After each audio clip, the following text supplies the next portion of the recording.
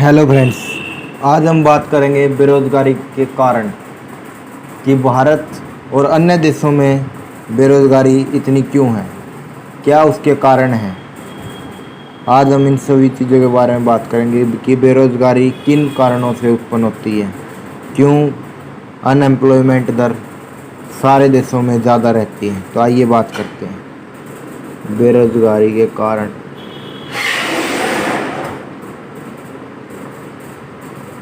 बेरोज़गारी के कारण कि अनएम्प्लॉयमेंट, जिसको हम इंग्लिश में बोलते हैं अनएम्प्लॉयमेंट,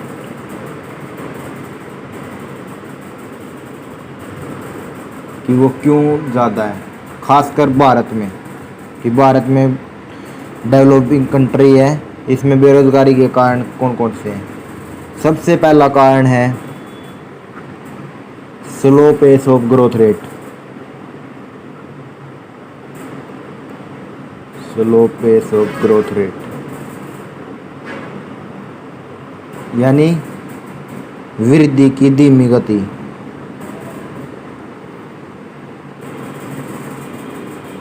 वृद्धि की धीमी गति प्राथमिक मतलब जो अपने ग्रोथ रेट है ना, वो हमेशा स्लो रहती है। इसके कारण बेरोज़गारी सबसे ज़्यादा है इंडिया में। उसका कारण क्या है कि जो भी हमारे बिजनेस होते हैं, प्रातः छोटे आकार के बड़े आकार के, उनती के ऊपर होता है। अगर किसी सेक्टर में विकास ज़्यादा होगा तो वहाँ अनएम्प्लॉयमेंट की दर कम होगी, लेकिन अगर जहाँ पर विकास की दर कम होगी तो वहाँ पर सामान्यतः अनएम्प्लॉयमेंट की दर ज़्यादा होगी। इसमें मेन कारण क्या है, अगर आपकी ग्रोथ रेट ज़्यादा है किसी बिजनेस में तो अनएम्प्लॉयमेंट दर कम होगी। अनएम्प्लॉयमेंट रेट कम होगा, ठीक है ना। अगर वहाँ पर किसी बिजनेस सेक्टर में ग्रोथ रेट डाउन है, ग्रोथ रेट डाउन है तो वहाँ पर अनएम्प्लॉयमेंट ज़्यादा होगा। ये मेन फैक्टर है इसका सबसे पहला। और भारत का जो इलाका है उसमें प्रायतः ऐसे बिजनेस ज़्यादा हैं जहाँ की ग्रोथ रेट कम है, जहाँ पर हमारे यहाँ पर जहाँ पर टेक्निक्स की कमी है, इसलिए हमारी अनएम्प्लॉयमेंट रेट बढ़ रही है, ठीक है ना। ये तो हुआ बेरोज़गारी का पहला कारण। दूसरा कारण है भारत में बेरोज़गारी का बैकवर्ड एग्रीकल्चर।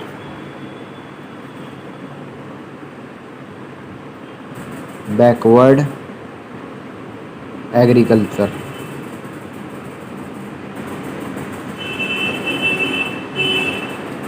बैकवर्ड एग्रीकल्चर जिसको हम हिंदी में कहेंगे पिछड़ी हुई कृषि। पिछड़ी हुई कृषि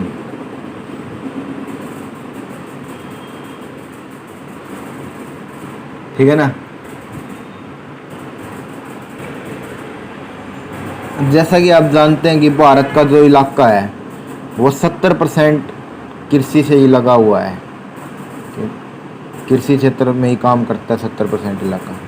लेकिन इस क्षेत्र में पर्याप्त तकनीकी, पर्याप्त रिसोर्सेस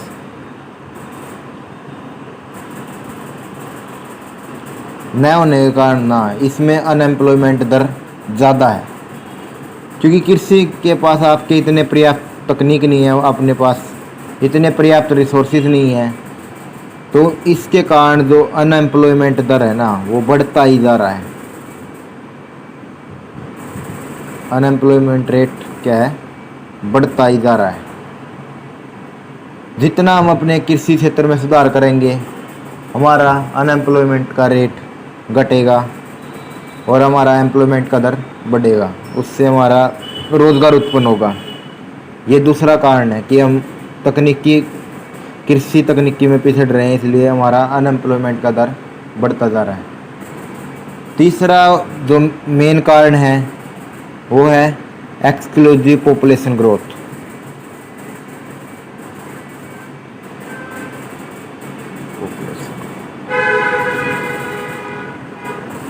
ये भी कहीं ना कहीं बड़ा फैक्टर है भारत के सामने कि जनसंख्या, भारत की जनसंख्या प्रत्येक साल बढ़ती ही जा रही है। मतलब जनसंख्या नियंत्रण भारत का नहीं है। जनसंख्या नियंत्रण का न होना मेन फैक्टर बेरोजगारी का, जनसंख्या नियंत्रण का न होना। एक डेवलपिंग कंट्री में यानी विकासशील देश में जनसंख्या कंट्रोल होना बहुत ज़रूरी है। डेवलपिंग कंट्री, भारत जो है विकासशील देश है, इसमें जनसंख्या का कंट्रोल होना बहुत ज़रूरी है।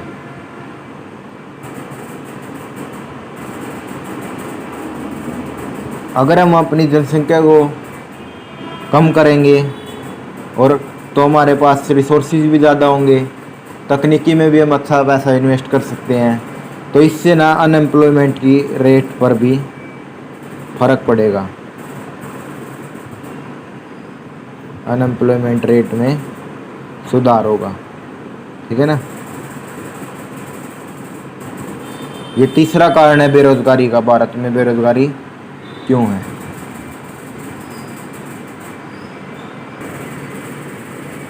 चौथा कारण है हमारा डिफेक्टिव एजुकेशन सिस्टम।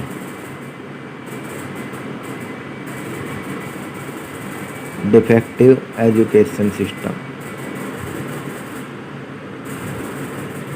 कहीं ना कहीं भारत एजुकेशन सिस्टम में लैग कर रहा है कि हमारी यहाँ पर इतनी अच्छी शिक्षा नीति नहीं है। शिक्षा नीति में हम इतना अच्छा निवेश नहीं कर पा रहे हैं।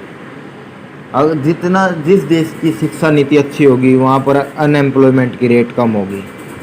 जितना आप शिक्षा नीति पर ज़्यादा रुपया निवेश करोगे उतना ही आपका अनएम्प्लॉयमेंट कम होगा।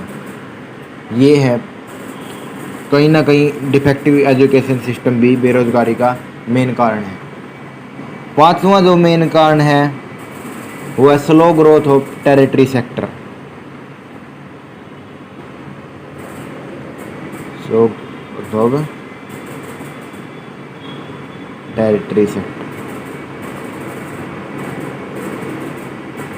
जो हमारा टेरिटरी सेक्टर है ना, उनकी ग्रोथ भी कहीं ना कहीं कम है। इसलिए टेरिटरी सेक्टर में हमारा क्या क्या आता है? वाणिज्य आते हैं, यानी जो हम व्यापार करते हैं, हमारे ये वाणिज्य व्यापार बिजनेस आते हैं। यातायात आता है, ट्रांसपोर्ट, मतलब कितना हमारा ट्रांसपोर्ट है, हमारा जो भी खर्चा होता है। तो ये कहीं ना कहीं रोज़गार दिलवाने में असमक्ष दिखते हैं कि हम इन पे इतना अच्छा निवेश नहीं कर पा रहे हैं कि जो हमारा वाणिज्य सेक्टर है वो ठप पड़ा है, व्यापार का जो सेक्टर है वो ठप पड़ा है, ट्रांसपोर्ट हमारे वैसे ही बंद पड़े हैं।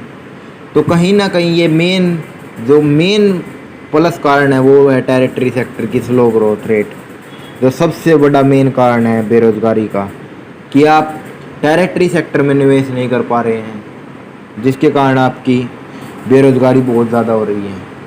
जब तक आपका व्यापार अच्छा नहीं चलेगा, जब तक आप वाणिज्य में इतना अच्छा निवेश नहीं करेंगे, जब तक आपका यातायात नहीं होगा, तब तक आप बेरोजगारी ख़त्म नहीं कर सकते। छठा जो कारण है वो है DKC of small industries, DK of cottage small industries.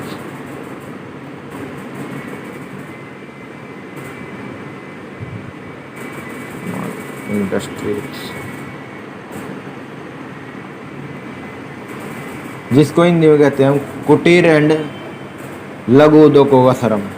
जितने भी हमारे छोटे छोटे बिजनेस है ना, वो ख़त्म होते जा रहे हैं आज के इसमें, जिससे जो रोज़गार है ना, जो छोटे व्यापार है ना, इसमें जो छोटे व्यापार जितने ख़त्म होंगे हमारा अनएम्प्लॉयमेंट रेट बढ़ता ही जाएगा। जो मेन कारण मानता हूँ, यही मानता हूँ कि बेरोज़गारी का जो मेन कारण है वो यही बिंदु है कि छोटे व्यापार ख़त्म होते जा रहे हैं। आप हाथ की चीज़ों को, मतलब जो स्वदेशी चीज़ें होती हैं, उनको बंद करके आप तकनीकी चीज़ों पर बढ़ावा दे रहे हैं, जिससे आपकी अनएम्प्लॉयमेंट रेट है ना वो बढ़ती ही जाएगी, वो कभी कम नहीं होगी। क्योंकि एक चीज़ 10 रुपयों की है, वो कोई आदमी 10 रुपयों की चीज़ बनाता है, लेकिन टेक्निक जो वो बेचती है 25 रुपये की बेचती है। एक तो वो महंगी बेचती है, उसका नुकसान। जो 10 रुपये की चीज़ में जो शर्म लगती है वो शर्म भी आपको नहीं मिलेगी, क्योंकि वो मशीन मैकेनिज्म हो जाएगा सारा काम। तो इससे आपकी लेबर का भी नुकसान होगा, रुपये का भी नुकसान होगा, और सबसे मेन बात क्वांटिटी का भी नुकसान होगा, जिससे इन तीनों सेक्टर अनएम्प्लॉयमेंट की रेट को पीक पे पहुंच जाएंगे। क्योंकि मतलब छोटे व्यापार ख़त्म होने से जो हमारा अनएम्प्लॉयमेंट का पीक है उसे हम पा लेंगे, क्योंकि बेरोज़गारी इतनी हो जाएगी अगर आप छोटे बिजनेस को ख़त्म कर देंगे। तो छोटे बिजनेस को भी सरकार ने ध्यान देना चाहिए कि छोटे बिजनेस ख़त्म ना होए। सातवां जो पॉइंट है, रीजनल डिस्पैरिटीज।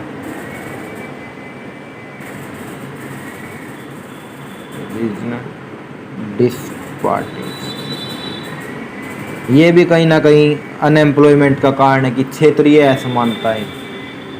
अगर कोई पिछड़ा इलाका है तो उस पर हम कम रुपया इन्वेस्टमेंट करते हैं, ठीक है ना। पिछड़े पे हम कम करेंगे, जो बढ़िया इलाका है उस पर हम ज़्यादा इन्वेस्ट करते हैं। तो कहीं ना कहीं जो ये असमानता है ये भी कहीं ना कहीं रोज़गार की गति को धीमा करती हैं, कि हम जहाँ पर ज़रूरत की चीज़ें कम हैं उसको देखकर करते हैं। पिछड़े हुए इलाकों पर इतना रुपया इन्वेस्टमेंट नहीं किया जाता, इतने वहाँ पर कंपनियाँ, सेक्टर ये सब नहीं लगाया जाता। तो ये भी कहीं ना कहीं अनएम्प्लॉयमेंट का कारण है। आठवां जो कारण है बेरोजगारी का वो है defective social system. Defective social system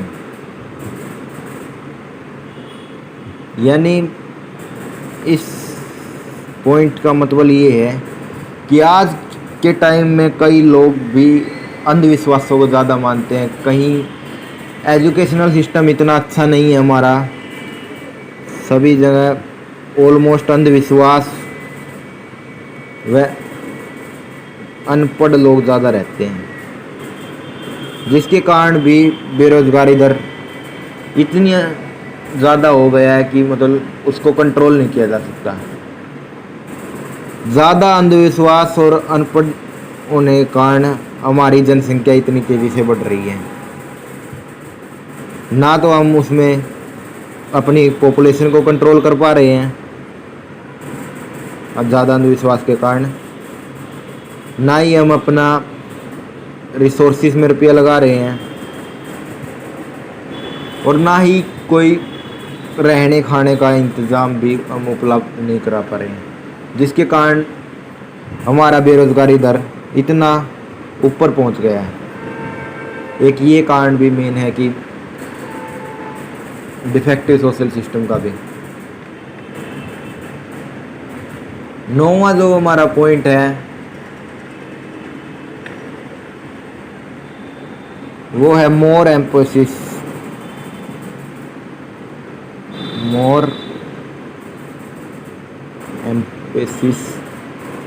on capital techniques.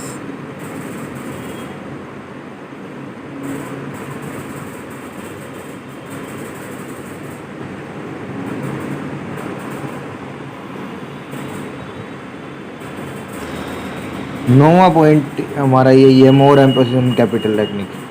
जैसा कि कई जगह देखा है, भारत के पास ना पूंजी की दुर्बलता है, भारत में पूंजी की दुर्बलता है,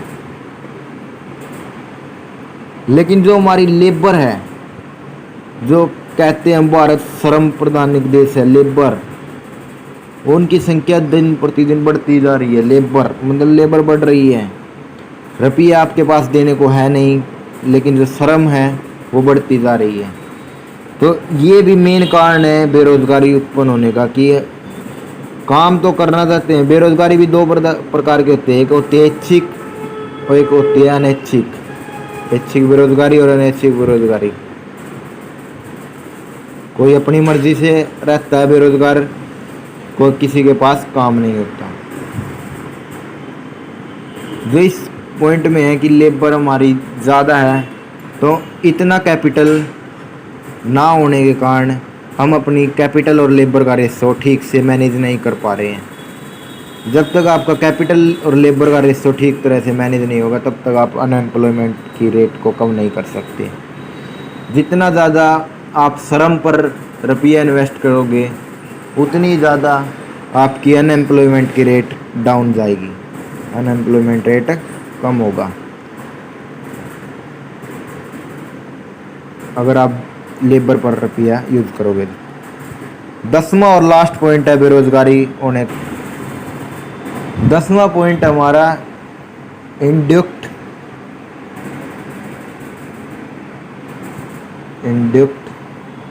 and defective planning, defective employment planning. ये 10वां पॉइंट हमारा बेरोजगारी का।